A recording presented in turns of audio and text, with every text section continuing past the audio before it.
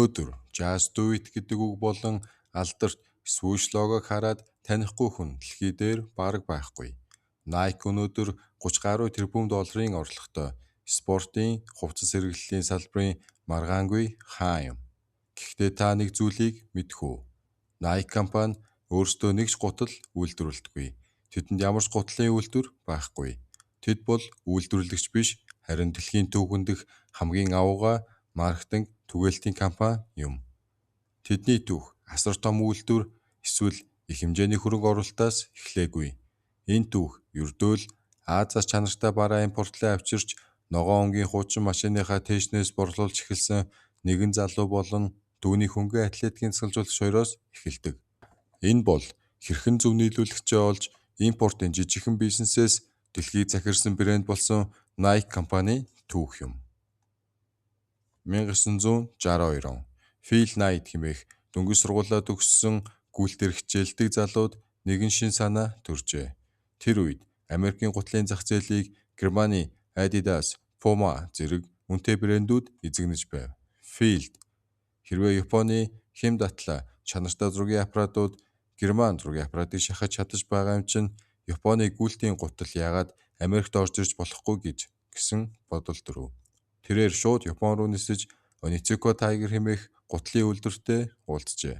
Field ямар ч компани байсангүй, гэхдээ тэр өөрийгөө Blue Ribbon Sports хэмээх Америкийн дистрибьютор компанийн захирал гэж итгүүлж Америкт борлуулах онцгой эрхийг нь авч чадсан байна. Эхний хэдэн жил Phil Knight Японоос чиглэлгээр нь гутал импортлж хөнгөн атлетикийн тэмцээнүүдээр өөрийн машиныхаа тэшнээс борлуулдаг байв. Логистик, гайлын асуудал гээд импортлагчийн зовлон тэр бүрэн мэдэрсэн. Түүний хуучин засалжуулагч Bill Bowerman түүнтэй нэгдэж гутлын дизайныг сайжруулах санал Японы үйлдвэрт өгч эхэлснээр тэдний борлуулалт огцом өсжээ. Гэвч удалгүй Японы түншүүд нь тэднээс алж өөрсдөө Америк шууд зархахаар шийдснээр Phil Knight-ийн бизнес дампуурлын ирмэгт ирлээ. Нийлүүлэгч болж бусдын барааг импортлоод хизээч хол явахгүй гэдгээ ухаарсан Phil Knight өөрийн гэсэн брэндийг бүтээхээс өөр аргагүй болов. Тэд эртний грекийн ялалтын охин тэнгэрийн нэрээр Nike гэх нэрийг сонгожээ. Лого хэрэгтэй байсан тул Phil нэгэн оюутан охинд ердөө $35 төлж өнөөгийн алдарт swoosh логог зурулсан байна. Phil лого охиндээ таалагдаагүйч цаг хугацааны явцад дасчих байхаа гэдэл авчээ. Дасгалжуулагч Bill Bowerman нэгэн өглөө эхнэрийнхээ waffle хайрдаг ширмэн тавг руу хайлсан зэрэгцэн хийж туршилт хийв. Тэрээр гүүгчдэд илүү сайн зуралттай уул хэрэгтэй байгааг мэдэж байлаа. Ингэж Nike-ийн анхны хувьсгал болох waffle trainer гутал төрсөн юм.